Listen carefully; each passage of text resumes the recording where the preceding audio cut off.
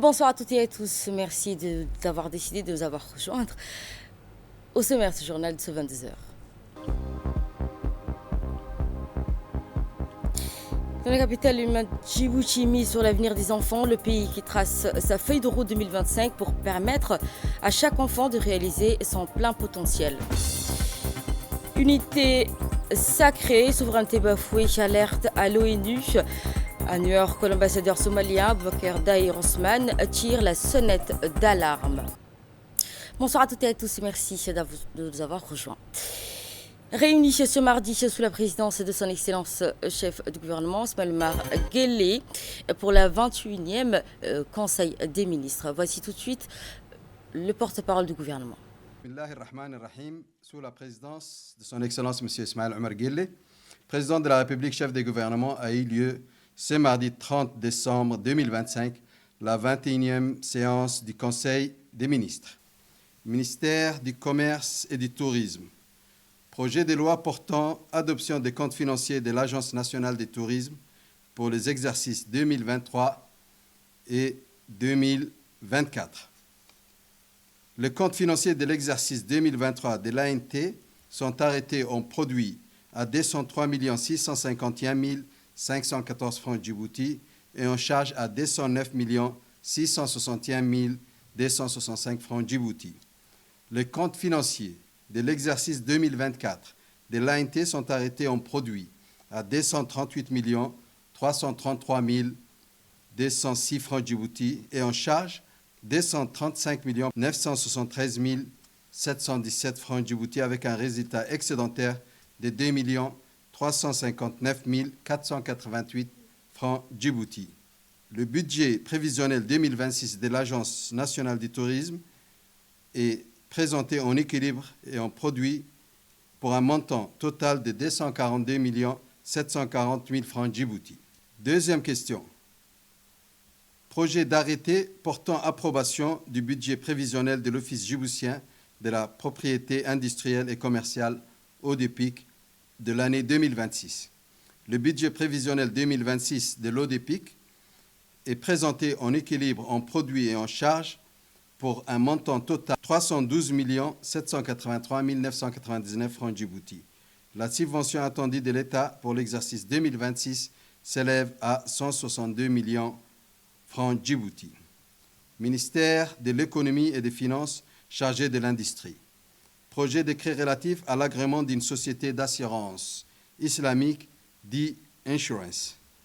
L'essor du système financier islamique conjugué à l'évolution du cadre réglementaire assurantiel national offre aujourd'hui un environnement propice à la valorisation du potentiel de croissance du secteur des assurances, en particulier dans les domaines de la finance participative.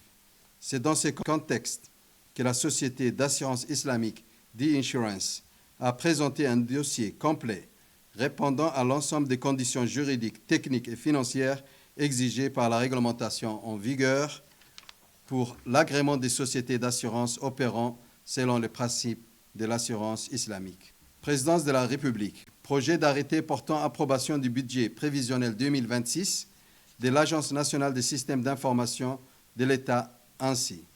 Le budget prévisionnel de l'ANSSI pour l'exercice 2026 est arrêté en équilibre en produit et en charge à la somme de 396 120 056 francs Djibouti. Projet d'arrêté portant approbation du budget prévisionnel 2026 de l'autorité de régulation multisectorielle de Djibouti. Le budget de l'ARMD pour l'exercice 2026 est présenté en équilibre entre produits et charges pour un montant total de 258 67 992 francs Djibouti. Ministère de l'Enseignement supérieur et de la Recherche. Projet d'arrêté approuvant et rendant exécutoire le budget prévisionnel de l'exercice 2026 de l'Université de Djibouti. Le budget prévisionnel de l'Université de Djibouti pour l'exercice 2026 est présenté en équilibre en produits et en charges à la somme de 4 215 379 943 francs Djibouti. Projet d'arrêté approuvant et rendant exécutoire les budgets prévisionnels de l'exercice 2026 du Centre d'études et de recherche de Djibouti, CERD. Le budget prévisionnel du CERD pour l'exercice 2026 est présenté en équilibre tant en produits qu'en charges pour un montant total de 1 165 796 600 francs Djibouti. Ministère de l'Agriculture, de l'eau, de la pêche, de l'élevage et des ressources halieutiques, projet de loi portant adoption des comptes financiers 2024 du Laboratoire national des analyses alimentaires, l'ANA. Les comptes financiers de l'exercice 2024 de l'ANA sont arrêtés en produits à 509 39 142 francs Djibouti et en charge à 622 252 943 francs Djibouti. Projet d'arrêté portant approbation du budget prévisionnel 2026 du Laboratoire national d'analyse alimentaire, l'ANA. Le budget prévisionnel du Laboratoire national d'analyse alimentaire, l'ANA, pour l'exercice 2026 est présenté en exercice, en produits et en charges pour un montant de 442 417 612 francs Djibouti. Sans transition, je vous propose d'écouter la seconde partie du compte-rendu du ministre des Affaires étrangères. Ministère des Infrastructures et de l'Équipement. Projet d'arrêté portant approbation et rendant exécutoire le budget prévisionnel de l'Agence djiboutienne des routes ADR pour l'exercice 2026. Le budget de l'ADR pour l'exercice 2026 est présenté en équilibre en produits et en charges à la somme de 2 172 638 584 francs Djibouti. Ministère des Affaires musulmanes et des biens WARF. Projet d'arrêté portant approbation du budget prévisionnel 2026 du Diwan de la Zakat. Le budget prévisionnel du Diwan de la Zakat pour l'exercice 2026 est présenté en équilibre et en recettes à la somme de 571 289 431 francs Djibouti. Ministère des Affaires sociales et des solidarités. Projet d'arrêté portant approbation et rendant exécutoire le budget prévisionnel 2026 de l'Agence djiboutienne de développement social ADDS. Le budget prévisionnel 2026 de l'ADDS est présenté en équilibre en produits et en charges pour un montant de 547 millions de francs Djibouti. Ministère du Travail chargé de la formalisation et de la protection sociale. Projet d'arrêté approbation du budget prévisionnel 2026 de l'Institut national d'administration publique, INAP. Le budget prévisionnel de l'INAP pour l'exercice 2026 est arrêté en équilibre et en produit à la somme de 178 849 460 francs Djibouti. Projet d'arrêté portant approbation du budget prévisionnel 2026 de l'Agence nationale de l'emploi et de la formation et de l'insertion professionnelle, ANEFIP. Le budget prévisionnel 2026 de l'Agence nationale de l'emploi, de la formation et de l'insertion professionnelle, ANEFIP, est arrêté en équilibre en produits et en dépenses à la somme de 590 720 000 francs Djibouti. Projet d'arrêté portant adoption du budget prévisionnel de l'exercice 2026 de la Caisse nationale de sécurité sociale, CNSS.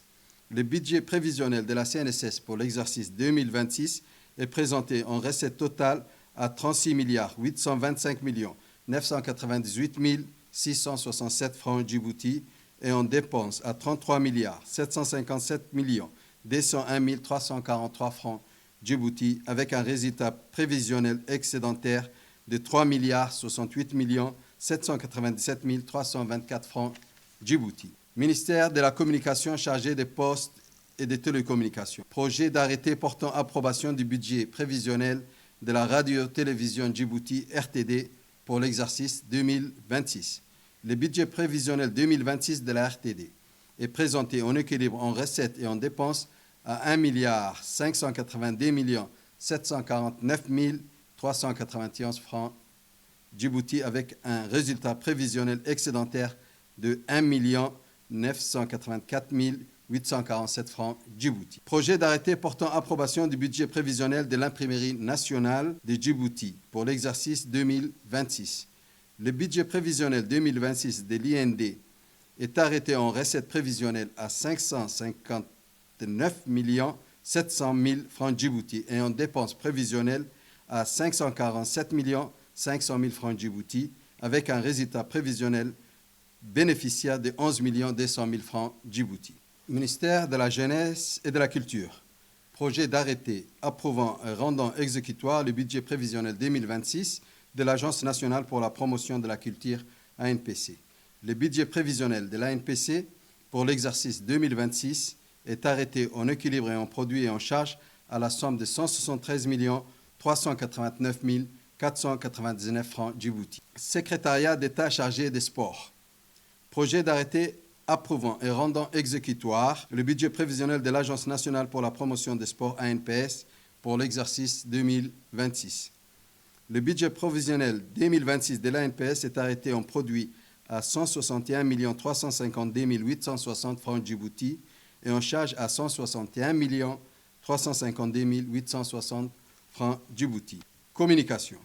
Le ministère des Affaires étrangères et de la coopération internationale, porte-parole du gouvernement, a fait un rapport de mission sur la visite du président de la République fédérale de Somalie, son Excellence M. Hassan Sheikh Mahmoud, dans le cadre de la concertation périodique qu'il a effectuée le 29 décembre 2025 à Djibouti. Le ministre de l'Énergie et des Ressources naturelles a fait un compte-rendu de la cérémonie d'inauguration de la centrale électrique solaire photovoltaïque assortie d'un système de stockage énergétique 1,29 MW dans le village d'Omar Djaga. La ministre de la Jeunesse et de la Culture a fait un compte-rendu sur la deuxième édition de la Semaine nationale du patrimoine 2025, placée sous le thème Patrimoine et développement durable, transmettre pour construire l'avenir, qui s'est tenue du 21 au 25 décembre 2025 à Djibouti. Le Premier ministre a exprimé au nom des membres du gouvernement de la République de Djibouti ses vœux les plus respectueux à son Excellence M. Ismaël Omar Guelleh, président de la République, chef du gouvernement, à la Première Dame, Mme Khadra Mahmoud Haïd, présidente de l'Union nationale des femmes djiboutiennes UNFD, ainsi qu'à l'ensemble de sa famille. Enfin, le président de la République, chef du gouvernement, son Excellence M. Ismaël Omar Guelleh, a souhaité à chacune et à chacun des membres du gouvernement ses meilleurs vœux de santé, de paix et de réussite pour l'année 2026. Il a souligné qu'il réservait la priorité de ses vœux à la population djiboutienne. Merci. Également, dans l'actualité de ce 22h, le Conseil de sécurité des Nations Unies ont réuni hier pour examiner les répercussions de la reconnaissance annoncée par Israël du Somaliland, d'une région séparatiste située au nord du pays. Cette session qui s'est tenue dans un climat de forte tension diplomatique à la demande de la partie somalienne qui considère cette initiative comme une menace pour la paix et la sécurité régionale. Au cours de ces échanges, plusieurs membres du Conseil ont réaffirmé leur attachement au respect de la souveraineté, de l'indépendance et de l'intégrité territoriale de la Somalie. Ils ont souligné que toute initiative de modification du statut du territoire par une décision unilatérale constitue une violation des principes des droits internationaux de la Charte des Nations Unies. Le représentant permanent de la Somalie a pour sa part réitéré le rejet catégorique de toute reconnaissance de la Somaliland. Il a qualifié cette démarche d'atteinte directe à l'unité nationale et acte susceptible de déstabiliser la région de la Corne de l'Afrique ainsi que les voies maritimes stratégiques vers la mer Rouge. Il a également appelé le Conseil de sécurité à adopter une position claire, ferme, contre toute action remettant en cause les frontières internationales reconnues de la Somalie. À l'issue de cette séance, aucune résolution formelle n'a été donc adoptée. Ces questions qui devraient donc susciter au cœur des échanges diplomatiques dans la Somalie qui prendra donc une semaine, alors que la Somalie qui poursuit ses démarches auprès des instances internationales afin de contrer toute reconnaissance unilatérale de la Somaliland. Le groupe A3, donc composé notamment de l'Algérie, du Guyane et de la Sierra Leone, ainsi que la Somalie, ont fermement condamné une atteinte à la souveraineté et à l'intégrité territoriale de la Somalie. Je vous propose d'écouter ce commentaire pour plus de détails. J'ai l'honneur de prononcer ces déclarations au nom du groupe A3+, principalement l'Algérie, le Guyana, la Sierra Leone et mon propre pays, la Somalie. Nous exprimons notre gratitude à la présidence pour avoir rapidement convoqué cette réunion à la demande du groupe A3+, rejoint par la Chine, le Pakistan et la Fédération de Russie. Je tiens également à saluer la participation des représentants des pays de la Ligue arabe, de l'Union africaine, de Djibouti, du Koweït, de l'Afrique du Sud et de la Turquie à cette réunion. Monsieur le Président, je tiens également à remercier sous le secrétaire général Khalid pour ses exposés. Monsieur le Président du groupe A3+, condamnement fermement l'attaque flagrante d'Israël contre l'unité et l'intégrité territoriale de la Somalie en reconnaissant comme entité indépendante la région nord-ouest de la Somalie, dite du Somaliland, qui n'a pas la capitale juridique, de conclure quelconque accord, arrangement ou reconnaissance avec un autre pays. Tout arrangement prétendu de ce type est donc nul et non avenu. En outre, cette action constitue une violation directe de la Charte des Nations Unies, des principes fondamentaux de l'Union africaine, une infraction à la pierre angulaire du droit international, le respect de la souveraineté et l'intégrité territoriale des États. Cet acte d'agression vise à encourager la fragmentation du territoire de la Somalie dans la région nord-ouest et une partie intégrante et stabiliser l'ensemble de l'Afrique tout entière et la région de la mer Rouge. Elle doit être fermement rejetée et condamnée sans équivoque par tous les États membres. Le groupe A3+, rejette donc cette annonce d'Israël et demande qu'elle soit convoquée et révoquée. À cet égard, le groupe A3+, s'aligne sur les récentes déclarations du président de la Commission de l'Union africaine, son Excellence Moussa Faki Mohamed, rejetant catégoriquement toute tentative portée atteinte à l'indépendance et à la souveraineté et à l'intégrité territoriale de la Somalie. Le groupe A3+, réaffirme la position de longue date et constate l'Union africaine fermement ancrée dans l'acte constitutif de l'Union et dans les principes du respect des frontières héritées au moment de l'indépendance, tels que proclamés dans la décision de 1964 de l'Organisation de l'Unité africaine, la déclaration du Caire. Nous appelons en outre tous les États membres à adopter une position unie et de principe contre cette action illégale qui sape les fondements même de l'ordre juridique international. Nous saisissons cette occasion pour saluer tous les partenaires régionaux, internationaux, bilatéraux, multilatéraux qui ont exprimé leur soutien clair, leur attachement à la souveraineté, à l'unité et à l'intégrité territoriale de la Somalie. Monsieur le Président, prenons note des déclarations faites par certains responsables concernant la relocalisation forcée et involontaire des Palestiniens de leur patrie vers d'autres pays, rejetant sans équivoque toute mesure visant à faire avancer cet objectif, y compris toute tentative par Israël de transférer la population palestinienne de Gaza vers la région nord-ouest de la Somalie. Cette action est non seulement illégale, mais aussi moralement répréhensible, rappelant que les mesures provisoires, l'avis consultatif de la Cour internationale de justice concernant le déplacement forcé du peuple palestinien de ces terres, nous appelons Israël à respecter ses obligations juridiques en la matière. Le groupe A3+, n'accepte ni ne tolérera l'utilisation illégale d'un quelconque territoire et encore moins celui d'un État souverain, membre des Nations Unies, pour nier le droit de l'autodétermination d'un peuple qui a été soumis à des crimes contre l'humanité pendant de nombreuses années.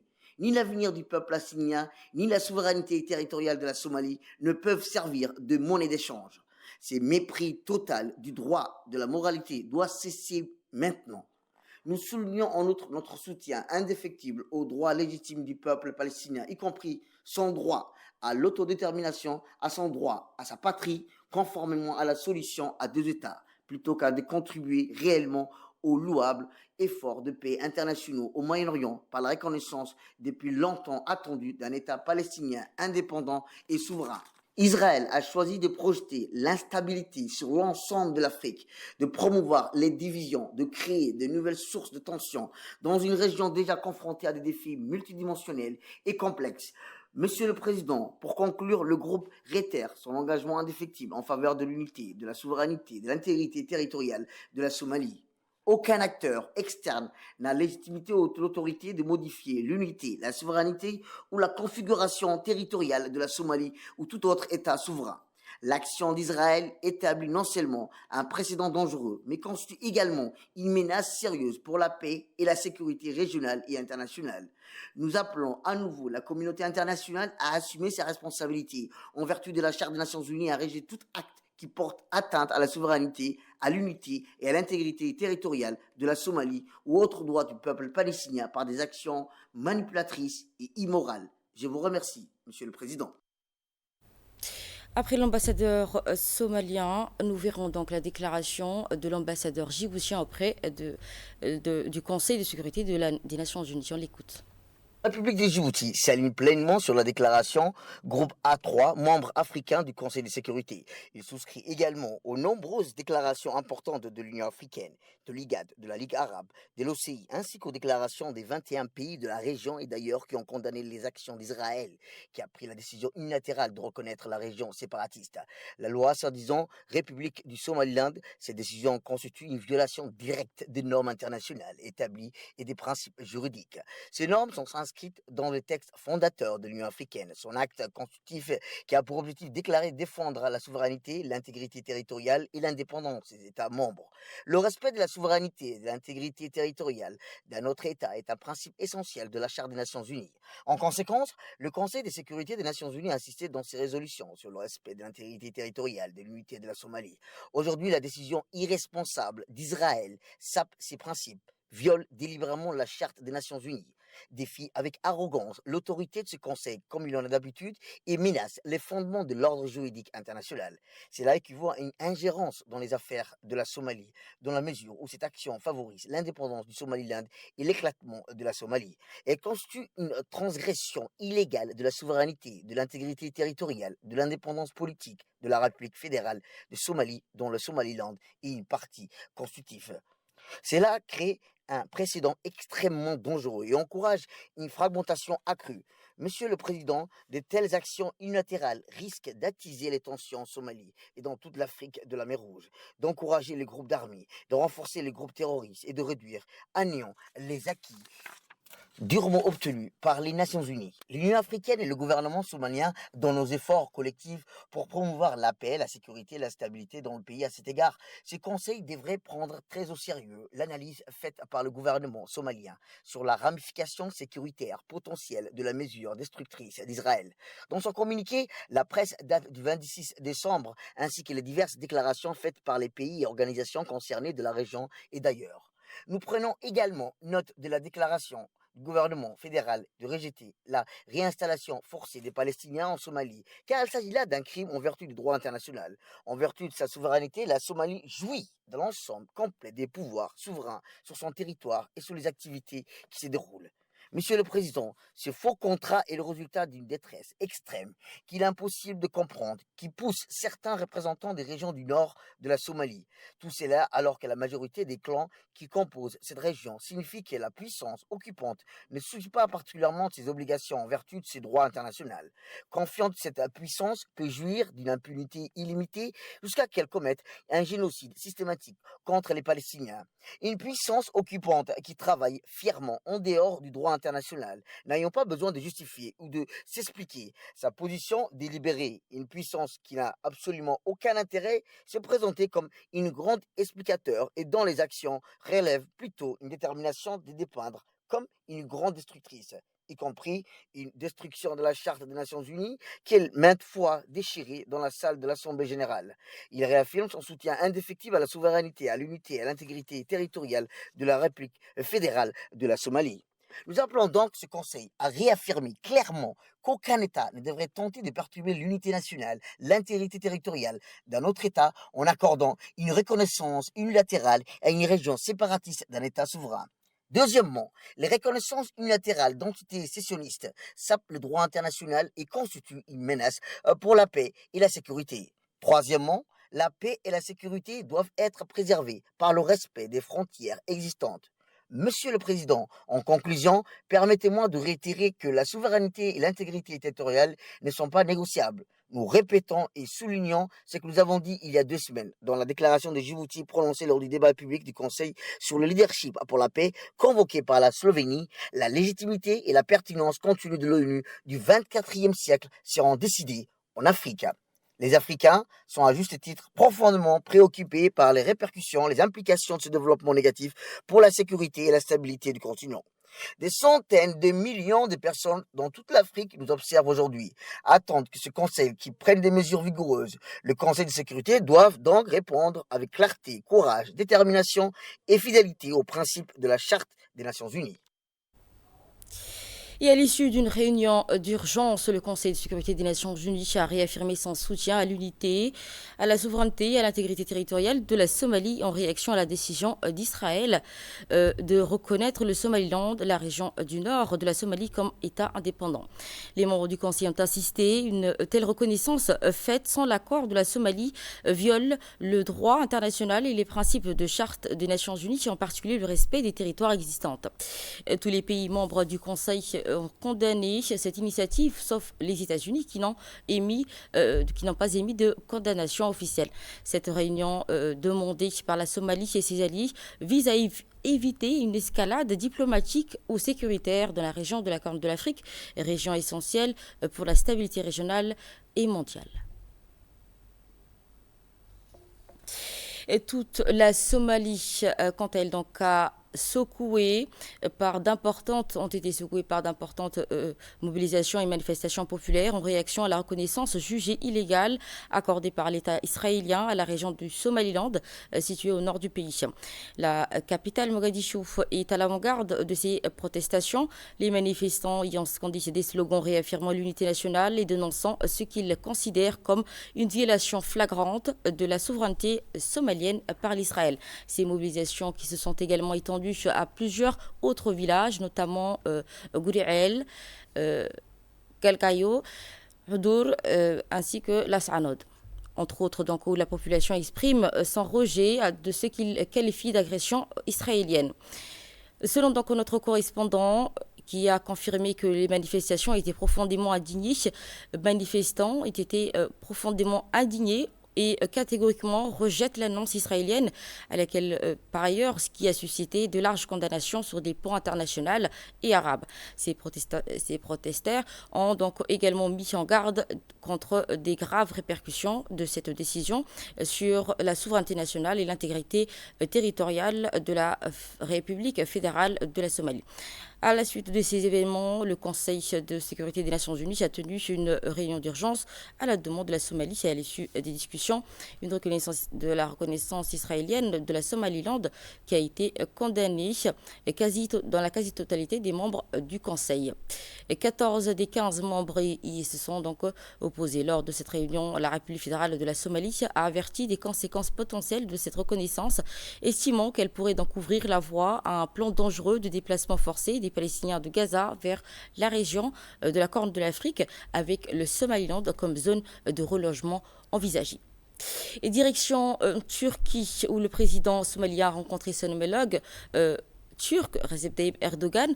À l'issue d'un sommet tenu à Istanbul, les deux chefs d'État ont affiché aujourd'hui un front uni, mêlant condamnation diplomatique ferme et des annonces économiques et majeures. Le cadre était solennel. À Istanbul, Hassan Sheikh Mohamud et Recep Tayyip Erdogan affichent une solidarité sans équivoque. Son déplacement officiel, le président somalien a tenu à remercier son homologue turc pour le soutien qu'il qualifie d'historique et vital.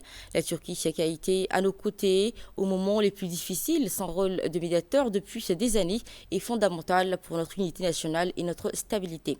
Un soutien que la Somalie connaît bien, formation de l'armée, grands projets d'infrastructure, aide médicale depuis plus d'une décennie. Ankara est le partenaire étranger le plus présent sur le terrain somalien.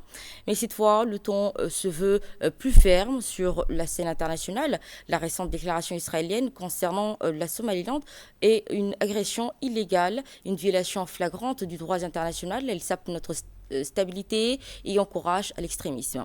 Le président Hassan Sheikh Mohamud dénonce avec une rare vigueur l'initiative du Premier ministre israélien et Benjamin Netanyahu, qui évoque donc une ingérence susceptible de créer un précédent dangereux sur l'ensemble de la région. Un message clair adressé à la communauté internationale: la souveraineté de la Somalie, ce n'est pas négociable, et la Turquie s'affirme comme l'un de ses soutiens les plus audible. Mais au-delà de la diplomatie, ce sommet marque surtout une avancée économique majeure susceptible de transformer les perspectives de développement du pays. Les deux présidents ont annoncé des résultats jugés positifs et très encourageants concernant l'exploitation et l'exploration pétrolière et gazinière en eau somalienne menée par la Turquie. Une promesse de prospérité pour un pays en reconstruction après des décennies de conflits. Le président somalien a également mis en avant le progrès politique interne, notamment les récentes élections municipales à Mogadiscio, présentées comme une avancée démocratique. À Istanbul, le partenariat entre la Somalie et la Turquie se renforce ainsi sur tout le plan sécuritaire, diplomatique, désormais économique, une alliance stratégique qui permet à la Somalie d'affirmer sa souveraineté et de préparer son avenir. Tandis que la Turquie consolide son rôle de puissance régionale incontournable, une relation aux multiples facettes appelée à s'inscrire dans la durée. Diplomatie étrangère toujours, donc le président du Conseil présidentiel du Yémen, Rachad Al-Alimi, a donc exigé ce mardi le retrait de l'ensemble des forces émiraties sur tout le territoire yéménite. Écoutons ce commentaire pour plus de détails. Le président du Conseil présidentiel du Yémen, Rachad Al-Alimi, a exigé ce mardi le retrait de l'ensemble des forces émiraties de tout le territoire yéménite dans un délai de 24 heures. Il a également annoncé la proclamation de l'état d'urgence sur l'ensemble du territoire de la République à compter d'aujourd'hui et pour une durée de 80 jours. Cette annonce intervient alors que la coalition de soutien à la légitimité du Yémen a mené des frappes ciblant des armes et des véhicules militaires au port de Mukalla, dans la région de Hadramout. Après leur arrivée à bord de 2 navires en provenance de Fujairah, dans une allocution télévisée, Al-Alimi a déclaré que le Conseil présidentiel yéménite a décidé d'annuler l'accord de défense commune avec les Émirats arabes unis et d'imposer un blocus aérien et terrestre sur l'ensemble des ports et des points de passage pour une durée de 72 heures. Il a précisé que ces décisions visent à protéger les civils et le statut juridique de l'État à la suite de la confirmation de l'expédition par les Émirats des 2 navires chargés d'armes depuis Fujairah vers le port de Mukalla. Le président du Conseil a renouvelé son appel à la direction du Conseil de transition du Sud à faire preuve de retenue et à se retirer des régions de Hadramout et de Al-Mahra, exhortant les forces de Dir al-Watan à se déployer et à prendre le contrôle de l'ensemble des camps militaires des 2 provinces. Il a également annoncé la formation d'une commission de dialogue composée de responsables de l'État et des différents composants politiques afin de contenir l'escalade, soulignant que l'État demeure responsable de la protection de ses citoyens et qu'il ne permettra pas l'usage des armes pour imposer un fait accompli. De son côté, le ministre saoudien des Affaires étrangères a insisté sur la nécessité pour les Émirats arabes unis de répondre à la demande de la République du Yémen concernant le retrait de leurs forces militaires du territoire yéménite dans un délai de 24 heures, appelant également à la cessation de tout soutien militaire ou financier à quelconque parti, que ce soit à l'intérieur du Yémen. Riyad apporte également son soutien au Yémen et condamne les mouvements militaires des Émirats arabes unis à Beyrouth et Al-Mahra. L'Arabie saoudite qui condamne fermement les actions menées par les Émirats arabes unis, accusés d'avoir exercé des pressions sur les forces du Conseil de transition du Sud afin de lancer des opérations militaires de proximité sur les territoires saoudiens, dans la province yéménite de Hadramout et Al-Mahra. Dans un communiqué officiel, le ministère saoudien des Affaires étrangères a estimé que ces actions constituent une menace directe pour la sécurité du royaume ainsi que la stabilité de la République du Yémen et sur l'ensemble du territoire. Riyad a souligné qu'il ne tolérerait aucune atteinte à la sécurité nationale et qu'il réserve le droit de prendre toutes les mesures nécessaires pour faire face à toutes ces menaces. L'Arabie saoudite a par ailleurs donc réaffirmé son attachement à la sécurité et à la stabilité du Yémen, ainsi accorde son plein soutien et total au Yémen. Elle insiste également sur le fait que le dialogue inclusif peut résoudre les crises internes et que le respect de la participation de toutes les composantes yéménites. Enfin, le communiqué souligne l'importance d'une réponse positive des Émirats à la demande du gouvernement yéménite appelant au retrait de leurs troupes. Et merci, ce sera tout. Merci à vous de nous avoir suivis. Vous étiez sur Télé Djibouti pour votre journal de 22h.